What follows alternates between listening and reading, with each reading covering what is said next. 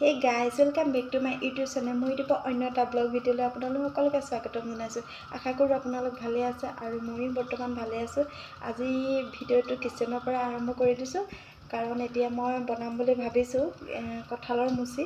তাকে আপোনালোকৰ লগত শ্বেয়াৰ কৰিম বুলি ভাবিছোঁ কেনেকেনো বনাওঁ। ভিডিঅ'টো চাই থাকিব স্কিপ নকৰাকৈ। এয়া মই কঁঠালৰ মুচি এটা লৈছোঁ আৰু এয়া লগত লৈছোঁ আলু দুটা। ধুনীয়াকৈ মই চাফাকৈ ধুই ল'লোঁ। এতিয়া বইল কৰিম, কুকাৰত দি এটা চিটি মৰাই দিম। তাৰপিছতহে বাকলিখিনি গুচাবলৈ মানে ভাল হ'ব। এতিয়া মই হাতত মিঠাতেল অলপ ঢালি দিম, নহ'লে গোটেই আঠা আঠা হৈ যায়। এয়া মই মিঠাতেল লৈ লৈছোঁ হাতত। ধুনীয়াকৈ মিঠাতেল সানি লৈছোঁ, মানে হাতখন গোটেই। এতিয়া মই কুকাৰত দি দিলোঁ কঁঠালৰ মুচি 4ডোখৰ আৰু আলু দুটা। ধুনীয়াকৈ এবাৰ চিটি মৰালে ৰখি দিম। এতিয়া মই এইবিলাক বস্তু ৰেডি কৰি লওঁ। বইল হোৱাৰ পিছতহে মানে বাকলিটো ধুনীয়াকৈ গুচাবলৈ ভাল হয়, নহ'লে বহুত আঠা আঠা লাগি যায় হাতখনত। মই এই পিঁয়াজ 3টা বাকলি গুচাই পিনি ধুই ল'লোঁ। এতিয়া ধুনীয়াকৈ কাটি ল'ম। 3টা যিমান পিঁয়াজ দিয়ে সিমানে ভালে লাগে খাই, মাংসৰ নিচিনা লাগে। মাংসৰ মানে পিঁয়াজটোৱে সোৱাদটো ধুনীয়া কৰে। কঁঠালটো বইল কৰি পিনি বাকলিখিনি গুচাই ল'লোঁ ধুনীয়াকৈ। আলু বাকলি গুচাই পিনি এতিয়া ধুনীয়াকৈ ফ্ৰাই কৰি ল'ম। বইল কৰি লোৱাৰ পিছত বাকলিখিনি গুচাবলৈ ভাল লাগে, ইজি হৈ যায়।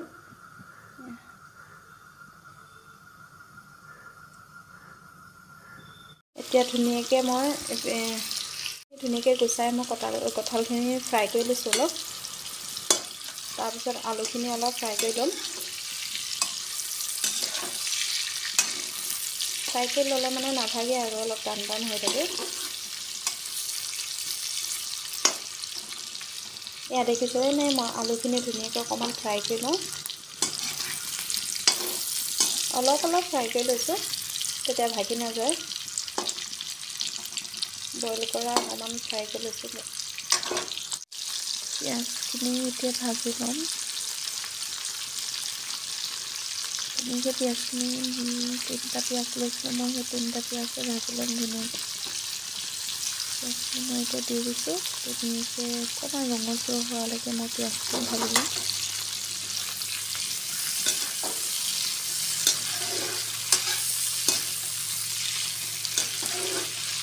ধুনীয়াকৈ লৰাই ভাজি আছোঁ। পিঁয়াজটো ল' কৰি থ'ব লাগিব, নহ'লে জ্বলি যায়, ভাজি নাখায় ধুনীয়াকৈ।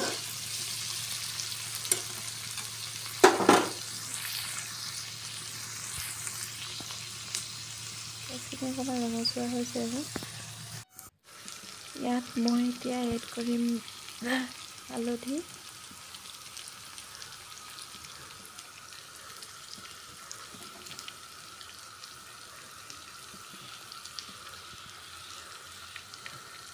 হালধি দি দিছোঁ। এতিয়া মই লৰাই ল'ম হালধি দি পিনি।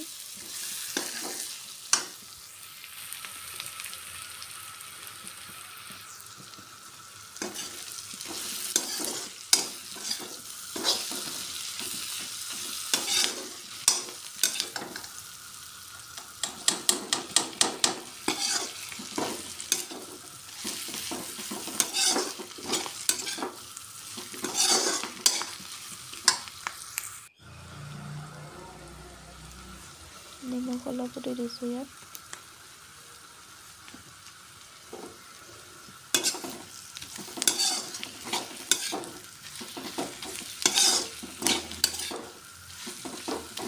কঁঠাল বোলে মাংসৰ দৰে যদি ভবা হয় তেতিয়া বোলে মাংস নিচিনা হয়।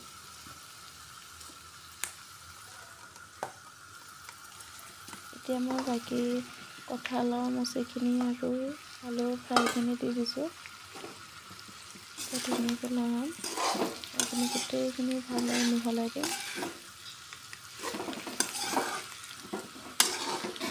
ইয়াত মই এড কৰিলোঁ জিৰা ধনিয়া পাউডাৰ আৰু আদা নহৰু।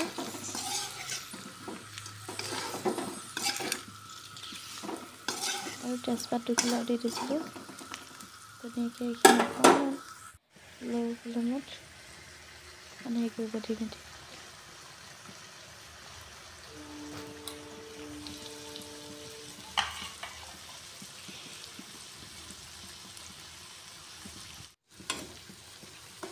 দেখিবলৈ ইমান ধুনীয়া লাগিছে মাংস যদি একদম মানে মাংস নিচিনা লাগিছে দেখিবলৈ খুব ধুনীয়া কালাৰ আছে ইয়াত মই কোনো ৰেড চিলি পাউডাৰ ব্যৱহাৰ কৰা নাই মই অকল কেঁচা জলকীয়া দুটা দি দিছিলোঁ এতিয়া গৰম পানী দি দিম ইয়াত অকণমান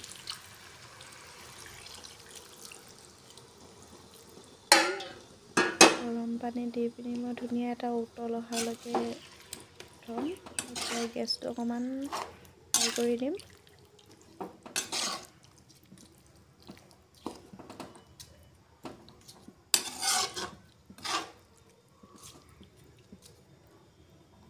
অলপ পিছতে মোৰ কঁঠালৰ তৰকাৰী একদম ৰেডি হৈ যাব কিমান ধুনীয়া কালাৰ আহিছে চব ইয়াত মোৰ পিছত বিলাহী এটাও এড কৰিম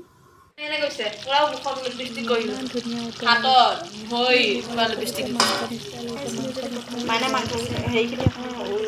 কৰি চাব আৰু মই সাধাৰণভাৱে বনাইছোঁ ইয়াত বিশেষকৈ ইমান মা মছলা ঢলা নাই আৰু মোৰ ভিডিঅ'টো চাই আপোনালোকে যদি ভাল পালে তেতিয়াহ'লে লাইক কৰিব আৰু শ্বেয়াৰ কৰিব আৰু ছাবস্ক্ৰাইব কৰিবলৈ নাপাহৰিব